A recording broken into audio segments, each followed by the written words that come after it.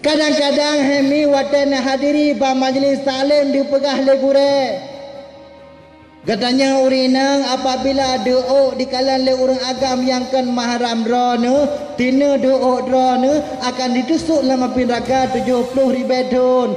Lung tanyang bak drone mi watan duk di kerma pula yang terha ulai pula yang tutup ulai. Pula yang terha pula yang tutup.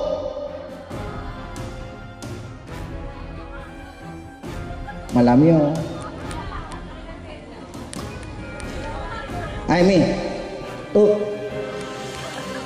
wata di sana duduk di kermah mi yang lewat di kermah drone nyo lakon mantap nyo yang lewat di kermah drone nya anu mantap lako kat di na lewat lako kat insyah na lewat lako kat amulah na lewat lako kat abun na lewat.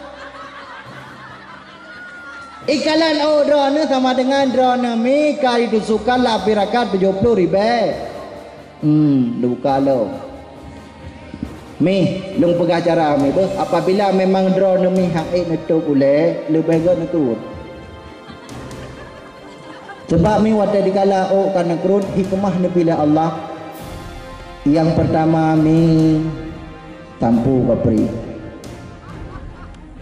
Yang kedua gute kelake maaf. Yang kelemi kadang-kadang lako nebo ibadah. Wadege malam dengan drone bak geraba-raba rum mak ule drone. Akan lako ya Allah toja julung ya Allah ngebate jerak lagu.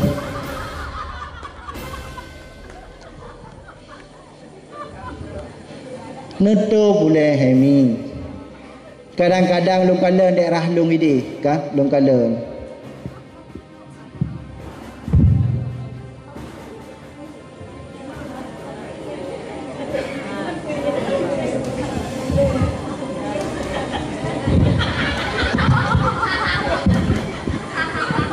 yang lung kalen yang menurut orang pakai maklum je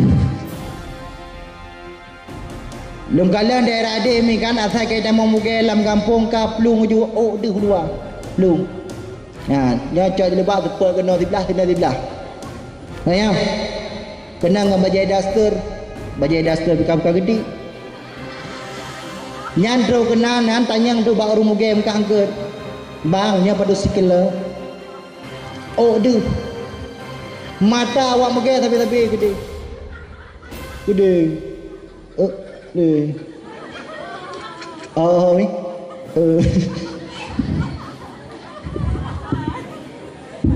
Gitanya ngedik ledra ni mi bak urung muge hai bang padup sikila padu nu sikila betimang aja jumpa betimang bangnya kena sikila bang itu dia urung yang kan sikila 2 kilo hai bang sikila kan 2 kilo sikila 2 kilo nyan di urung muge nyan nyodroh urung lain yang mubla icok ke larang hana gede pakan bag fikir 2 kilo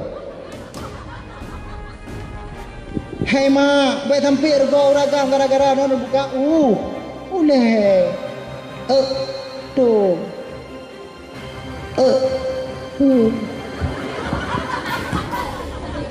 kadang-kadang di urinang tak kalon dia daerah kampung lu hana lu buka urinang sebab ilmu yang aku pegang urino tak kau hendak mau motor dah jauh dah baik. Kadang-kadang di urinang wate du itu ke le mana tu pot. Ide lo, ide.